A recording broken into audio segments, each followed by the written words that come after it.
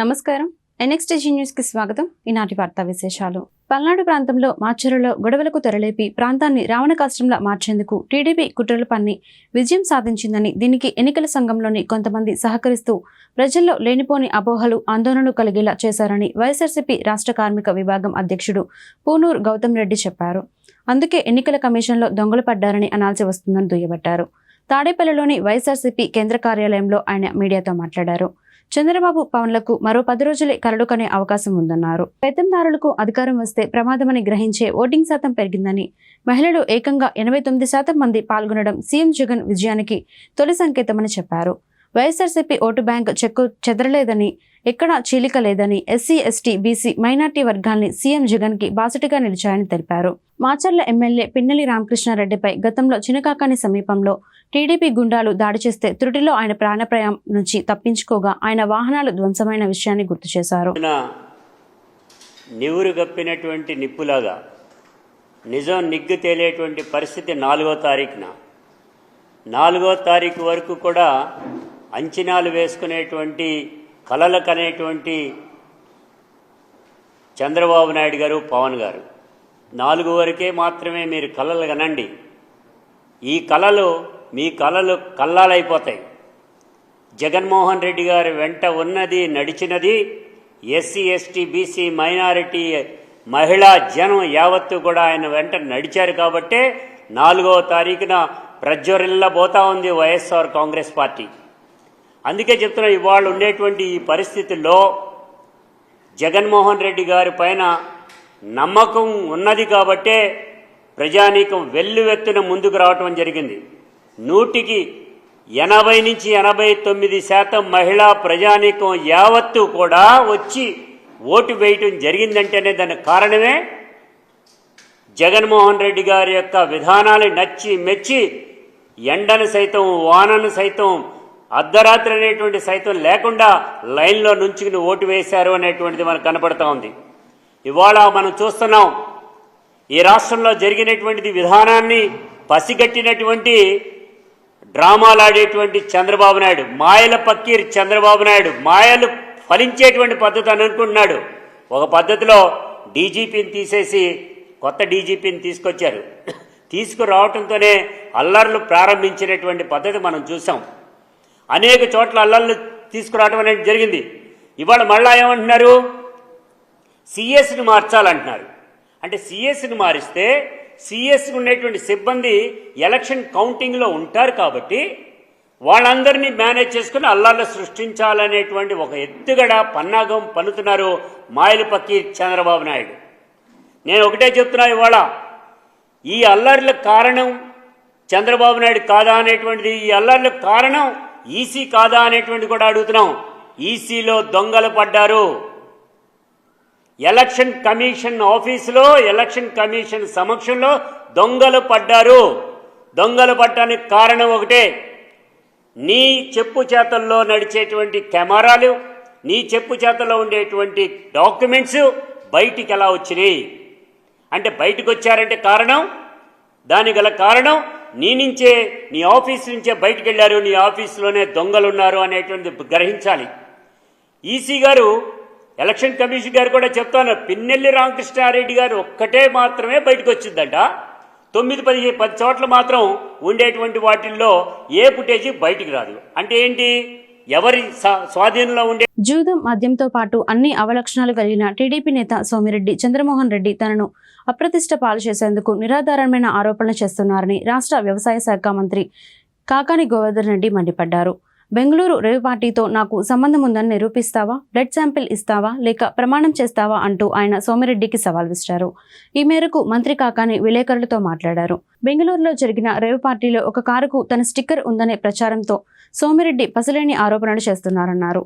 తమ ఆధ్వర్యంలోనే rave party జరిగిందని, తన పాస్పోర్ట్ దొరికిందని, గోపాల్ రెడ్డి తనకు సన్నిహితుడని చెత్త ఆరోపణలు చేశారని చెప్పారు. ఈ విషయంపై తాను సోమిరెడ్డికి మరోసారి సవాల్ విసురుతున్నారన్నారు. కారులో నా పాస్పోర్ట్ దొరికిందని తప్పుడు ప్రచారం చేస్తున్నారని, పాస్పోర్ట్ తన దగ్గరే ఉందని చెబుతూ కాకాని దాన్ని మీడియాకు చూపించారు. ఆ కారు తుమ్మల వెంకటేశ్వరరావు పేరుతో ఉందని, ఆ కారుకు తన స్టిక్కర్ ఉందని జరుగుతున్న ప్రచారంపై ఇప్పటికే తాను జిల్లా ఎస్పీకి ఫిర్యాదు చేశానన్నారు. నెల్లూరు నగరంలోని వేదాయపాలెం పోలీస్ స్టేషన్లో కేసు నమోదు చేశారన్నారు. గోపాల్ రెడ్డితో తనకు పరిచయం ఉన్నట్టు ఏ ఆధారం ఉన్నా సోమిరెడ్డి బయటపెట్టాలని డిమాండ్ చేశారు. గోపాల్ రెడ్డికి రేవ్ పార్టీకి ఎలాంటి సంబంధం లేదని కర్ణాటక పోలీసులే స్పష్టం చేశారని, సోమిరెడ్డి మాత్రం రేవ్ పార్టీని తనకు అంటకడుతున్నారన్నారు. కేంద్ర ప్రభుత్వంతో అంటగడుతున్నావు. సిబిఐ పోయినసారి ఏం చెప్పావు? అదే నోటుతో, నీ నోటుతోనే గోవర్ధన్ రెడ్డికి ఇన్ని సంవత్సరాల శిక్ష కూడా ఖరారు చేశావు. సిబిఐ క్లీన్ చిట్ ఇచ్చింది. నేను ఆ రోజే చెప్పా, ఇదే వైఎస్ఆర్ కాంగ్రెస్ పార్టీ నెల్లూరు జిల్లా కార్యాలయంలో సమావేశం ఏర్పాటు చేసి నాకు సంబంధించినటువంటి కేసుని సిబిఐకి అప్పగించారు, నేను స్వాగతిస్తున్నా అని చెప్పాను. ఈరోజు సిబిఐ ఏం చెప్పింది? గోవర్ధన్ రెడ్డి పాత్ర లేదు అని తేల్చి చెప్పింది. కాబట్టి నువ్వు దేనికైనా దీంట్లో మరోసారి నేను సిద్ధంగా ఉన్నా, ఏ విచారణకైనా. కాబట్టి నువ్వు కేంద్ర ప్రభుత్వానికి రాస్తావా, కర్ణాటక రాష్ట్ర ప్రభుత్వానికి రాస్తావా, నువ్వు ఉండేటువంటి ఈ రాష్ట్రంలో నీవు మళ్ళా పాప నీకెట్టా అవకాశం లేదులే. మీ ప్రభుత్వం వచ్చేది లేదు, నువ్వు ఎమ్మెల్యే అయ్యేది లేదు, అవన్నీ కలగానే పాప నీకు రాత్రి కలగానే పొద్దున్న నీ జీవితంలోకి రావాల్సినటువంటి పరిస్థితి. దేనికైనా సిద్ధంగా ఉన్నా. కాబట్టి నువ్వు ఏదైనా సరే నీతిగా నిజాయితీగా వ్యవహరించు, మాట్లాడు. అంతే తప్ప నాకు ఇష్టం వచ్చినట్టుగా మాట్లాడి ఎక్కడో జరిగినటువంటి నాకు సంబంధం లేనటువంటి సంఘటనలు నా మీద వేయడానికి ప్రయత్నం చేశావు. కాబట్టి నేను మన నెల్లూరులో లేను కాబట్టి, నా దగ్గర ఉన్నటువంటి పాస్పోర్ట్ అవన్నీ ప్రజలకు తెలియాలి కాబట్టి ఆ పాస్పోర్ట్ అన్ని మీడియాకు చూపించి, ఇదిగో నా పాస్పోర్ట్ నా దగ్గర ఉంది, నా కార్ స్టిక్కర్ నాకు సంబంధం లేనటువంటి వాళ్ళు ఎందుకు ఇచ్చాము పోలీస్ కంప్లైంట్, ఎవరికి నాకు సంబంధం లేదు అని చెప్తే పోలీసు నిష్పాక్షంగా ఎంక్వైరీ చేస్తుంది, విచారణ చేస్తుంది. నాకు సంబంధం ఉంటే నేను పోలీస్ కేసు ఇచ్చినవాడు కదా, ఎందుకంటే పోలీసు విచారణలో నాకు సంబంధం ఉన్నట్టుగా తేలుతుంది కాబట్టి. అందుకనే నాకు సంబంధం లేదు కాబట్టి నీలాగా దొంగ మాటలు, దొంగ చాటు ఆరాలు చేయకుండా ధైర్యంగా పోలీస్ కంప్లైంట్ ఇచ్చాం, ఎస్పీకి లెటర్ పెట్టాం, ఎస్పీ రోజు ఎఫ్ఐఆర్ కట్టారు, దాని ప్రకారం విచారణ జరుగుతుంది. ఈరోజు ప్రభుత్వం కూడా లేదు, ఎన్నికల కమిషన్ ఆధ్వర్యంలో ఈరోజు ఉంది కాబట్టి ఆ ప్రభుత్వం ఈ ప్రభుత్వం ఏదో చేస్తుందని చెప్పడానికి దీని మీద పూర్తి స్థాయి ఆధారాలు, ఈ పాస్ ఎట్లా వాళ్ళకి వెళ్ళిందనేటువంటి దాని మీద కూడా పోలీసులు సేకరిస్తారు. కాబట్టి ఆ పాస్తో నాకు సంబంధం లేదు, ఆ కారుతో నాకు సంబంధం లేదు, ఆ గోపాల్ రెడ్డి ఎవరో నాకు తెలియదు, ఇవన్నీ ఎవరు తెలియకుండా నా పాస్పోర్ట్ నా దగ్గర ఉంది. ఇవన్నీ ఏమీ లేకుండానే ఎవడో ఒకడో ఒక కారుకు సంబంధించినటువంటి జెరాక్స్ కాపీ అంటించుకుంటే దాని మీద నీలాంటి నీకు స్థాయి లేదులే. స్థాయిని మాట్లాడడం కూడా పొరపాటే. కాబట్టి నువ్వు మాట్లాడడం అనేటువంటిది ఇది నీకైనా ఒకసారి ఆత్మవిమర్శ చేసుకో. లేదా నీ పక్కన ఉండేటువంటి పాపం నువ్వు మతి సమయంలో కోల్పోయావు, మూడోసారి కూడా ఓడిపోతున్నావు ఆయన చేతిలో అని చెప్పాను. అందుకని ఒక్కసారి ఆలోచించి, ఎందుకంటే 4వ తేదీ వరకు సమయం ఉంది మనకి, మనం చెప్పినటువంటి మాట్లాడినటువంటి వాస్తవాలు కదా తేలడానికి కూడా. కాబట్టి అటువంటి పరిస్థితుల్లో ఏదన్నా ఉంటే వీటికి మరలా ఇదట్టా అదిట్టా అని డొంక నీరుడు. నా పాస్పోర్ట్ అన్నావు, పాస్పోర్ట్ దొరికిందన్నావు, పాస్పోర్ట్ దొరికితే కర్ణాటక పోలీస్ పాస్పోర్ట్ బయట పెడుతుంది, వాళ్ళు ఏం భయపడరు. ఈరోజు చెప్పారు, వాళ్ళు ఇంతమందికి విచారణ చేశాం, ఇదిగో వీళ్ళు ఈ విధంగా వచ్చారు, వీళ్ళకి సంబంధించినటువంటి బ్లడ్ శాంపిల్స్ ఈ విధంగా ఉన్నాయని చెప్పారు. దానిలో నాకు సంబంధించి మాచర్ల ఎమ్మెల్యే పిన్నెల్లి రామకృష్ణారెడ్డికి ఊరట లభించింది. ఆయనకు షరతులతో కూడిన బెయిల్ను హైకోర్టు మంజూరు చేసింది. జూన్ 5 వరకు ఎలాంటి చర్యలు తీసుకోవద్దని హైకోర్టు ఆదేశించింది. తదుపరి విచారణ జూన్ 6కు వాయిదా వేసింది. పిన్నెల్లితో సహా ఎన్నికల్లో పోటీ చేసిన అభ్యర్థుల ముందస్తు బెయిల్ పిటిషన్లపై హైకోర్టులో ఊరట లభించింది. అధికార ప్రతిపక్ష పార్టీలకు సంబంధించిన కేసులున్న అభ్యర్థులపై వచ్చే నెల 5వ తేదీ ఉదయం 10 గంటల వరకు అరెస్టు చేయొద్దంటూ హైకోర్టు ఆదేశించింది. కాగా పిన్నెల్లి రామకృష్ణారెడ్డి ముందస్తు బెయిల్ పిటిషన్పై ఏపీ హైకోర్టు విచారణ చేపట్టింది. పిన్నెల్లి తరపున న్యాయవాది నిరంజన్ రెడ్డి తన వాదనను వినిపిస్తూ సంఘటన ఈ నెల 13న జరిగితే 15న ఎఫ్ఐఆర్ రిజిస్టర్ చేశారని పేర్కొన్నారు. ముందు ఎఫ్ఐఆర్లో గుర్తు తెలియని వ్యక్తులు అని పేర్కొన్నారని, తర్వాత లోకేష్ ట్విట్టర్లో వీడియోను చూసి ఎన్నికల కమిషన్ చర్యలు తీసుకోవడంపై నిరంజన్ రెడ్డి అభ్యంతరం వ్యక్తం చేశారు. ట్విట్టర్లో వీడియో మార్ఫింగ్ చేసి ఉండొచ్చని, 7 ఏళ్లలోపు శిక్ష పడే సెక్షన్లు కావడంతో పిన్నెల్లికి ముందస్తు బెయిల్ ఇవ్వాలని కోరిన నిరంజన్ రెడ్డి సుప్రీంకోర్టు ఆర్నేష్ కుమార్ కేసులో మార్గదర్శక సూత్రాల ప్రకారం 7 ఏళ్లలోపు శిక్ష పడే సెక్షన్లు ఉంటే 41A నోటీసులు ఇవ్వాలని ఉందని పేర్కొన్నారు. మాచర్లలో జరిగిన అల్లర్లపై ఎన్నికల కమిషన్ సమాధానం చెప్పాలని నరసరావుపేట వైఎస్ఆర్సీపీ పార్లమెంట్ అభ్యర్థి అనిల్ కుమార్ యాదవ్ డిమాండ్ చేశారు. ఎన్నికల్లో నిష్పక్షపాతంగా వ్యవహరించాల్సిన ఎన్నికల కమిషన్ అల్లర్లపై ఎలాంటి చర్యలు తీసుకోలేదని ఆయన ఆరోపించారు. టీడీపీ నేతలు సత్యహరిచంద్రులు అన్నట్లుగా వ్యవహరిస్తోందని ఆయన దుయ్యబట్టారు. ఈ మేరకు తన ప్రసంగంతో కూడిన వీడియోని తాజాగా అనిల్ కుమార్ విడుదల చేశారు. ఎన్నికల హింస అల్లర్లపై ఈసీ ఎందుకు మౌనంగా ఉందని ప్రశ్నించారు. మాచర్ల నియోజకవర్గంలో అధికారులను మార్చిన తరువాతే దాడులు, హింసాత్మక సంఘటనలు చోటు చేసుకున్నాయన్నారు. టీడీపీ అల్లర్లకు పాల్పడేందుకు అవకాశాలున్నాయని పిన్నెల్లి ముందు నుంచి ఈసీకి లేఖలు రాస్తూనే ఉన్నారని గుర్తు చేశారు. మాచర్లలోని పలు ప్రాంతాలలో రిగ్గింగ్ జరుగుతోందని, ఎస్సీ ఎస్టీ బీసీలపై జరుగుతున్నాయని, జిల్లా ఎస్పీకి ఫోన్ దాడులు చేసిన స్పందించలేదని ఆరోపించారు. మాచర్లలోని పలు ప్రాంతాల్లో రిగ్గింగ్ జరుగుతుందని, ఎస్సీ ఎస్టీ బీసీలపై జరుగుతున్నాయని, జిల్లా ఎస్పీకి ఫోన్ దాడులు చేసినా స్పందించలేదని ఆరోపించారు. టీడీపీ రిగ్గింగ్ చేస్తున్న చోట ఎస్పీ సహకారం అందించారని, టీడీపీ పాల్పడ్డ రిగ్గింగ్పై ఎస్పీ స్పందించకపోతే స్వయంగా పిన్నెల్లి వెళ్లి అడ్డుకున్నారని గుర్తు చేశారు. పాల్వాయి గేట్ వద్ద పిన్నెల్లి రామకృష్ణారెడ్డి కొడుకు తల పగలగొట్టిన పోలీసులు స్పందించలేదన్నారు. ఆంధ్రప్రదేశ్లో ఎన్నికల రోజు 9 ఈవీఎంలు ధ్వంసం అయితే పిన్నెల్లి వీడియో మాత్రమే ఎందుకు బయటకు వచ్చిందని ప్రశ్నించారు. ఎమ్మెల్యే గారి గ్రామం అయిన కర్లగుంట కావచ్చు, కేపీగూడెం ఏదైతే కేవలం 4,000 ఓట్లున్న 2 గ్రామాలలో పక్కపక్క గ్రామాలలో 2 డిఎస్పీలు పెట్టారు మీరు. అదే ఒప్పిచెర్ల 5,000 ఓట్లున్న పక్కన తుమ్మరకోట, చింతపల్లి, పాల్వాయి గేట్లో విపరీతంగా రిగ్గింగ్ జరుగుతూ ఉంది. ఆ ప్రాంతంలో భయభ్రాంతులు చేస్తున్నారని చెప్తున్నా కూడా ఎమ్మెల్యే గారు కానీ ఎస్పీకి ఫోన్ చేసినా కానీ కనీసం స్పందించాల. ఆ రోజు స్టార్ట్ అయిన రోజు చూసుకున్నా కూడా ముట్టుకూరు గ్రామంలో ఆ రోజు తెలుగుదేశం పార్టీ వాళ్ళు పోయి ఎస్సీలని బీసీలని కొట్టడం కానీ, ఈ రోజు అలాగే తుమ్మరకోట్లు అయితే దాదాపు ఈ రోజు ఈసీని అడుగుతా ఉన్నాం మేము. మీరే అన్నారు 9 దగ్గరలా ఈవీఎంలు పగలగొట్టారని. కేవలం ఒక్క రామకృష్ణారెడ్డి గారిది మాత్రమే ఎందుకు రిలీజ్ అయింది? ఈ రోజు ఎలా రిలీజ్ అయింది? మీరు రిలీజ్ చేశారా లేకపోతే ఎవరైనా రిలీజ్ చేశారా? కనీసం ఈ రోజున ఈసీ దాని మీద ఎందుకు చర్య చేపట్ల? 9 పగలగొడితే కొరవ 8 ఎందుకు రిలీజ్ కాలేదు? ఈరోజు తుమ్మరకోటకు సంబంధించి తెలుగుదేశం వాళ్ళు పగలగొట్టారు, దాదాపు ఇంకొక దగ్గర పగలగొట్టారు, చింతపల్లిలో రిగ్గింగ్ చేశారు, ఒప్పిచెర్లలో అయితే ఎస్టీలని ఓట్లు లేకపోతే బూత్లో కొట్టుకొని బయటకు తీసుకొచ్చారు. ఇదే పాల్వాయి గేటుకు సంబంధించి బీసీలు ఎస్సీలు మహిళలు ఓట్లైన పోతా ఉంటే ఓట్లైనీయకుండా కొట్టి తరిమేస్తుంటే ఎమ్మెల్యే గారు పోయి దాదాపు 1.5 గంట ఎస్పీకి ఫోన్ చేసినా అదే ఎస్పీ గారు మాచర్ల చుట్టూ తిరిగారు కానీ కనీసం పాల్వాయి గేట్ దగ్గరికి రావాలన్న ఆలోచన కూడా చేయలేదు. ఎందుకంటే ఇదంతా ఒక ప్రీ ప్లాన్డ్ గా ఎక్కడెక్కడ ఇబ్బంది పెట్టాలి, ఎక్కడెక్కడ తెలుగుదేశం వాళ్ళు రిగ్గింగ్ చేసుకోవాలి అని ఒక ప్రీ ప్లాన్డ్ గా చేసిన పద్ధతిలోనే నడిచింది. నిజంగా ఒక అఫీషియల్ గా రిలీజ్ చేసినప్పుడు ఎలక్షన్ కమిషన్ లో నుంచో లేకపోతే ఎలక్షన్ కమిషన్ గ్రూప్ లో రావాలి. అలా కాకుండా తెలుగుదేశం పార్టీ నుంచి రావటం, లోకేష్ ట్వీట్ చేయటం, ఎలక్షన్ కమిషన్ స్పందించడం. దీని మీద అసలు నేను అడిగేది ఏంటంటే ఎవరు లీక్ చేశాడు ఇది?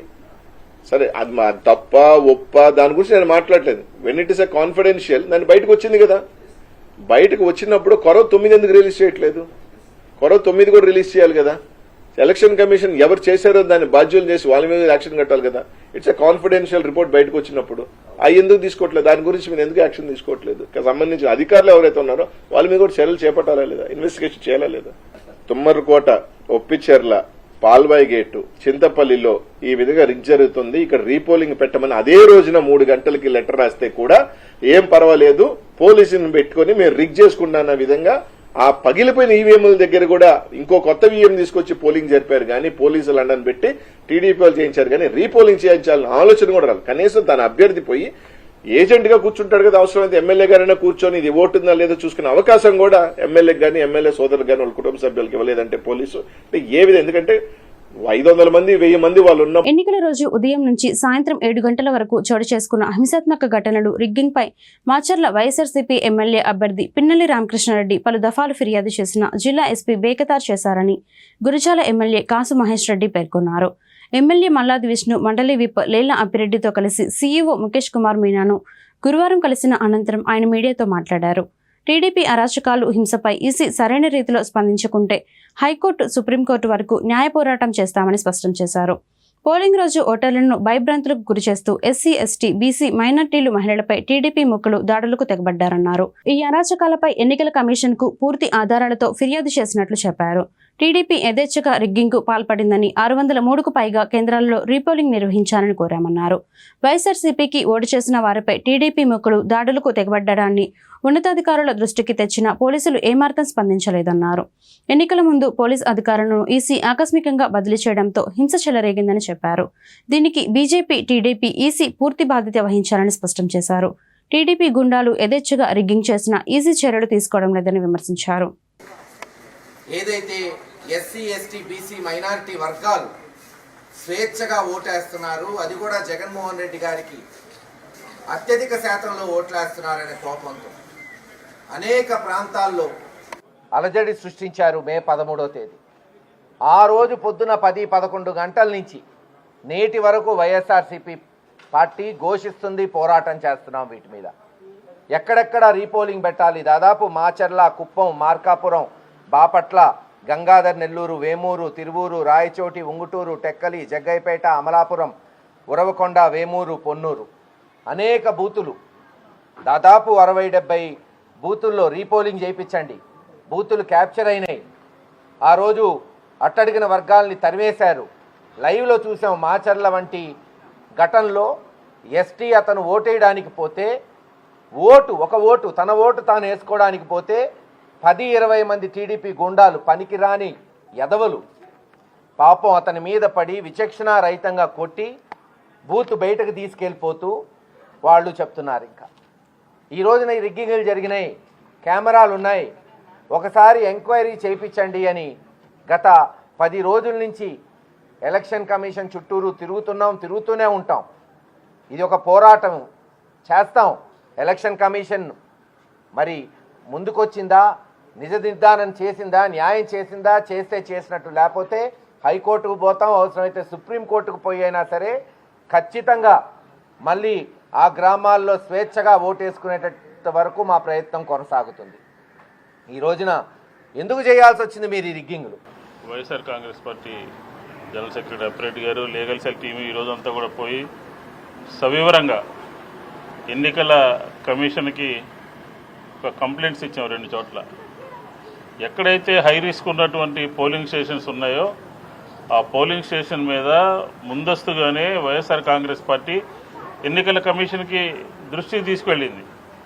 దాని మీద అక్కడ గొడవలు జరిగేటటువంటి, ఘర్షణలు జరిగేటటువంటి అవకాశం ఉంది, దీని మీద ముందస్తు చర్యలు తీసుకోవాలి అని చెప్పడం జరిగింది. అవన్నీ కూడా వదిలేశారు. దీంతోపాటు అధికారం చేతిలో ఉంది కదా అని ఎన్నికల కమిషన్ని, ఐపీఎస్ ఆఫీసర్ని బదిలీ చేయండి అని ఒక పక్క చెప్తూనే, ఒక పక్క ఏ అధికారుల్ని పోస్టింగ్స్ ఇవ్వాలో కూడా ఈ కూటమి, ఆంధ్రప్రదేశ్లో పోటీ చేసినటువంటి కూటమి పురంధరేశ్వరి గారు కేంద్ర ఎన్నికల సంఘానికి ఉత్తరం రాయడం ద్వారా ఆంధ్రప్రదేశ్లో మాచర్ల కానీ, గురజాల కానీ, సత్తెనపల్లి కానీ, నరసరావుపేట కానీ ఇలాంటి నియోజకవర్గాల్లో మీరు రాసినటువంటి ఉత్తరం మూలంగా అక్కడ శాంతి భద్రతల సమస్య ఉత్పన్నమైంది అని చెప్పి ఈ సందర్భంగా ఎన్నికల కమిషన్ దృష్టికి తీసుకెళ్ళడం జరిగింది.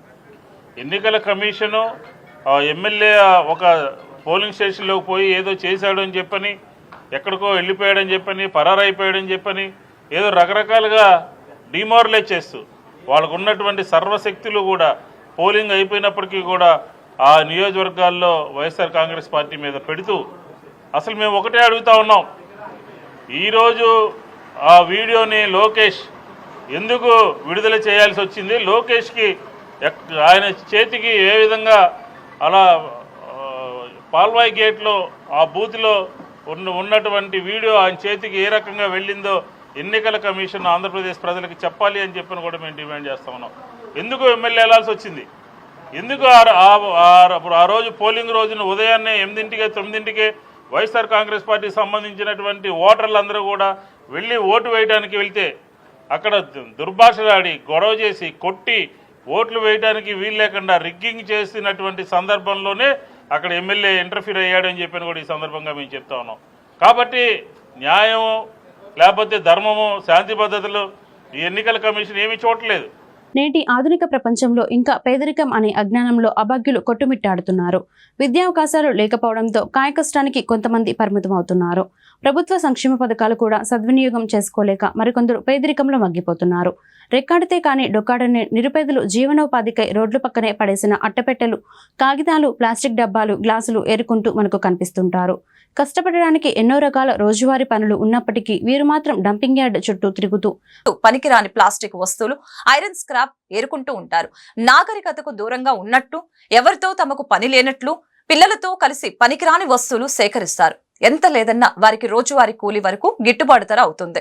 సుమారు 500 నుంచి 700 వరకు వీరు సంపాదిస్తారు. అయితే మురికి కూపాలలో, డంపింగ్ యార్డు సమీపంలో తిరగటం వలన వారు అపరిశుభ్రంగా కనిపిస్తారే కానీ వారిలోనూ ఆశలు, కోరికలు, సంతోషాలు లేకపోలేదు. తమ పెద్దల నుంచి ఈ వృత్తిలో అడుగు పెట్టామే తప్ప వేరే పని చేత కాదని నిజాన్ని నిర్భయంగా చెబుతూ ఉన్నారు. ఉదయం నుంచి మధ్యాహ్నం దాకా కష్టపడితే తమ కూలి గిట్టుబాటు ధర అవుతుంది. గుంటూరు నగరంలో జీవిస్తున్న ఈ వ్యక్తుల జీవన గాథలు అరణ్య రోదనలే తప్ప వారిని పట్టించుకున్న నాదులే కరువయ్యారు. ఇదిలా ఉంటే వీరి దగ్గర నుంచి స్క్రాప్ ను కొనుగోలు చేసిన చిరు వ్యాపారులు ఆటోనగర్లోని ప్లాస్టిక్ అట్టల కంపెనీలకు విక్రయిస్తూ జీవిస్తున్నారు. ఈ వ్యాపారం కూడా లింక్ చైన్ లా సిస్టమాటిక్ గా కొనసాగుతుంది. పరిసరాల పరిశుభ్రతలో వీరందరూ ప్రముఖ పాత్ర పోషిస్తున్నారు. సాంకేతిక పరిజ్ఞానం పరంగా ప్రపంచమే కుగ్రామంగా మారిన ఈ తరుణంలో విద్య అవకాశాలు ఉన్నప్పటికీ పేదరికం, ఆకలి బాధలు, సామాజిక వ్యసనాలు, ఆర్థిక వెసులుబాటుకు, సామాజిక అసమానతలకు బీజం వేస్తుందని అనటంలో ఎలాంటి అతిశయోక్తి కాదేమో అనిపిస్తోంది. మీరు 8 సంవత్సరాల నుంచి ఏమేం చేస్తారు మీరు? డబ్బాలు వేసుకుంటాం, ప్లాస్టిక్ డబ్బాలు, ప్లాస్టిక్ ఇనుము అవి అలా అమ్ముకుంటాం. మీకు రోజు మొత్తం మీద ఎంత కూలి పడుతుంది? ఒక్కోసారి 400 పడవచ్చు, ఒక్కోసారి 500 పడవచ్చు. మరి ఈ వృత్తి ఎందుకు వేరేది ఎంచుకోవచ్చు కదా? వాటిల్లో కానీ చేస్తే ఇది మంచి వాతావరణం కదా. అవి అలవాట్లు వేస్తారు, ఇది అలవాటు పడ్డాం. మరి మీ పిల్లల్ని చదివించుకుంటున్నారా ఈ వృత్తి మీద? చదివి ఇట్లాగో వేడుకుంటున్నారు. మరి ఎట్లా ఏదో ఒకటి చదివించుకోవాలి కదా, గవర్నమెంట్ చాలా అవకాశాలు కల్పిస్తుంది కదా మీకు. పట్టించుకోవాలి, కొంతమంది పట్టించుకున్నారు, కొంతమంది ఉన్నారు. మాకని తెలియదు, మాకు చదువులు లేవు. చదువులు ఉంటే అన్ని బాగానే ఉంటాయి, చదువులు. అందుకనే ఇప్పుడు చదువుకొని జీవన శైలి మార్చుకోవచ్చుగా.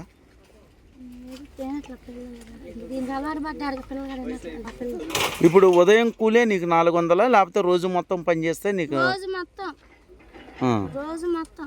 ఇంట్లో ఎంతకాలం నుంచి చేస్తున్నారండి మీరు? 3 సంవత్సరాల నుంచి. మీరు ఏం చేస్తారు? ప్లాస్టిక్ వ్యాపారం చేస్తాం, గుమస్తాగా చేస్తాం. ఎట్లా ఇక్కడ మీకు ఎట్లా వర్కౌట్ అవుతుంది? ఈ కూలీలు ఎట్లా చేస్తున్నారు? మాకు కూలీ రోజుకి 700. ఇక్కడ కొని ఫ్యాక్టరీకి వేస్తాం. మీరు ఏమేమి కొంటారు మీరు? ప్లాస్టిక్, ఐరన్, పాతవి, పుస్తకాలు, ఈ 3 కొంటాం. అంటే మీకు ఎవరు వచ్చేస్తారు మీకు ఇవన్నీ?